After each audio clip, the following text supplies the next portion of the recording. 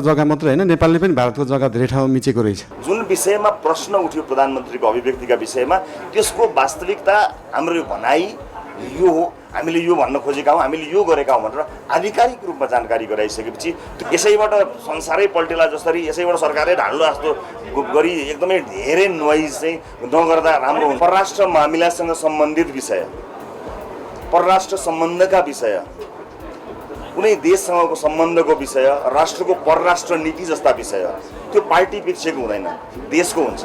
देशको परराष्ट्र नीति भएको हुनाले र सरकारले, सरकारका प्रमुख प्रधानमन्त्री भएको हिसाबले प्रधानमन्त्रीले आफूले बोलेको कुरा सरकारले त्यसलाई त्यसको बारेमा के हो कसो हो भनेर परराष्ट्र मन्त्रालयले स्पष्टसँग विज्ञप्ति मार्फत नै जानकारी गराइसकेको छ। त्यो नै सरकारको आधिकारिक धारणा हो। म प्रतिपक्ष साथीहरूलाई यति भन्न चाहन्छु कि म थाहा पनि पाइराखेको छु, जुन कुरा स्पष्ट पारिसक्यो त्यसलाई निरन्तर त्यसलाई विरोधको विषय बनाएर अगाडि बढ्नुभन्दा थाहा पायौँ हामीले केही कुरामा प्रतिपक्षले रुचि देखाएन।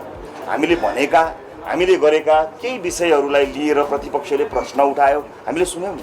प्रतिपक्षले विभिन्न मागहरू गर्यो, हामीले सुन्यौँ नि। अब अगाडि बढ्नुपर्ने हुन्छ। हामीले अस्थिरता अथवा सधैँभरि किचलोको वातावरण सृजना गर्नु हुँदैन।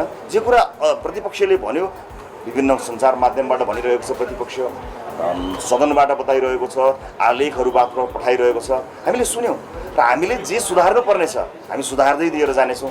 जे कुरा भारतले नेपालको जग्गा मात्र हैन, नेपालले पनि भारतको जग्गा धेरै ठाउँ मिचेको रहेछ।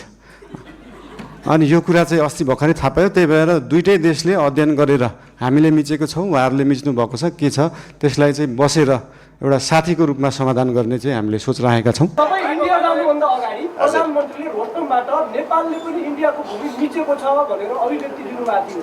त्यसै कारणले प्रतिपक्षहरू अहिले आन्दोलन गरिरहनु भएको छ। त्यस विषयमा के हो सभापति भन्नु? नरेन्द्र मोदीले चाहिँ नेपाल अब त्यस विषयमा तपाईँलाई म एउटा कुरा के बताउँछु भने परराष्ट्र मामिलासँग सम्बन्धित विषय, परराष्ट्र सम्बन्धका विषय, कुनै देशसँगको सम्बन्धको विषय, राष्ट्रको परराष्ट्र नीति जस्ता विषय त्यो पार्टी पिछेको हुँदैन, देशको हुन्छ।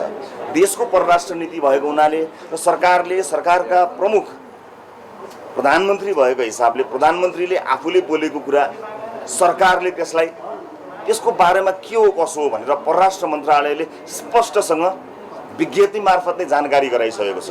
त्यो नै सरकारको आधिकारिक धारणा हो। परराष्ट्र मन्त्रालयले आफ्नो आधिकारिक रूपमा, आफ्नो आधिकारिक पेज मार्फत, आफ्नो आधिकारिक पत्र मार्फत हामीले भनेको के हो, हामीले भन्न खोजेको के हो, जुन विषयमा प्रश्न उठ्यो प्रधानमन्त्रीको अभिव्यक्तिका विषयमा, त्यसको वास्तविकता हाम्रो भनाइ यो हो, हामीले यो भन्न खोजेका हौँ, हामीले यो गरेका हौँ भनेर आधिकारिक रूपमा जानकारी गराइसकेपछि त्योभन्दा थप आधिकारिकता खोज्नुपर्ने आवश्यकता म देख्दिनँ। मेरो एउटा प्रश्न छ, हजुर, तपाईँलाई भारतमा कुनै भव्य स्वागत गर्यो, त्यसमा हाम्रो छातीहरूले कुनै चौडा भएको छ, तर तपाईँ भारत जाने बित्तिकै विशेष गरेर प्रतिपक्षी दलहरूले के चाहिँ आगमन गरिरहेका छन्, आरोप पनि लगाइरहेका छन्। तपाईँ चाहिँ अब भारतको आशीर्वाद लिन जानुभयो, छिट्टै प्रधानमन्त्री बन्दै हुनुहुन्छ। अब यो चाहिँ अस्थिर तपाईँ जानेको भने चाहिँ आशंका गरिरहेका छन्, तपाईँलाई चाहिँ आरोप लगाइरहेका छन्, के भन्नुहुन्छ यसमा? म केही भन्न चाहन्न। निर्वाचन अगाडि हामीले लेखेको कागज एकपटक पढ्न भनेर अनुरोध गर्न चाहन्छु। हामी अस्थिरताको पक्षमा छैनौँ, हामी स्थिरताको पक्षमा छौँ। नेपाली जनताले स्थिर सरकारका लागि हामीलाई मतदान गरेका हौँ। हामीले गरेको बाचा, बोलेर गरेको बाचा, लेखेर गरेको बाचामा अडिग छौँ, रहिरहन्छौँ। त्यसकारणले यसभित्र प्रतिपक्षले गरेका प्रश्न, प्रतिपक्षले गरेका आशंकाहरू उहाँहरूको आफ्नो धारणा होला, उहाँहरूको कारण होला। प्रतिपक्षले के कारणले निश्चित प्रश्नहरू गरे भन्ने कुराको जवाब सत्तापक्षले दिएर साध्य हुँदैन। म प्रतिपक्ष साथीहरूलाई यति भन्न चाहन्छु कि म थाहा पनि पाइराखेको छु, जुन कुरा स्पष्ट पारिसक्यो त्यसलाई निरन्तर त्यसलाई विरोधको विषय बनाएर अगाडि बढ्नुभन्दा थाहा पायौँ हामीले केही कुरामा प्रतिपक्षले रुचि देखाएन। हामीले भनेका, हामीले गरेका केही विषयहरूलाई लिएर प्रतिपक्षले प्रश्न उठायो, हामीले सुन्यौँ नि। प्रतिपक्षले विभिन्न मागहरू गर्यो, हामीले सुन्यौँ नि।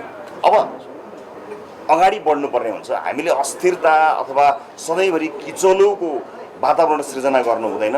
जे कुरा प्रतिपक्षले भन्यो, विभिन्न सञ्चार माध्यमबाट भनिरहेको छ, प्रतिपक्ष सदनबाट बताइरहेको छ, आलेखहरू मात्र पठाइरहेको छ, हामीले सुन्यौँ र हामीले जे सुधार्नु पर्ने छ हामी सुधार्दै दिएर जानेछौँ।